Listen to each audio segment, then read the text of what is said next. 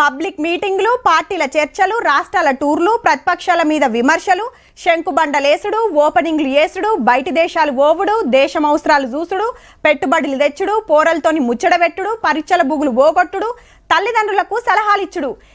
ఒక్కటేంది, ప్రధాని అంటే సగులం సగబెట్టాలి, నిమిషం కూడా తీర్వాటం ఉండదు. మరి అయితే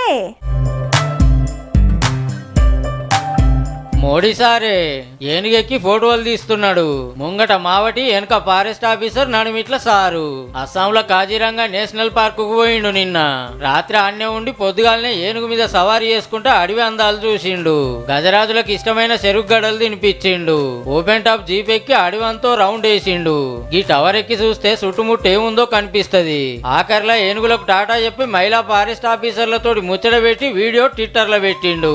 మీరు సుధా అస్సాం వస్తే ఈ పార్క్ పోయిరానని పబ్లిక్ ను కోరిండు. 67 ఏళ్ల తర్వాత దేశ ప్రధాని పార్కు వచ్చుడు ఇదే మొదలట. ఈ నడవనే కాజీరంగా పార్కు యునెస్కో వారసత్వ సంపదగా గుర్తింపు వచ్చింది. దేశ ప్రధాని పారి పోయొస్తే పబ్లిక్ కూడా లైన్లు కడతారు, పార్కింగ్ ఇంత డెవలప్ అవుతుంది, వచ్చే ఆమ్దాని జీవాలకు ఆసరైతుందని ఆపొచ్చన అన్నట్టు.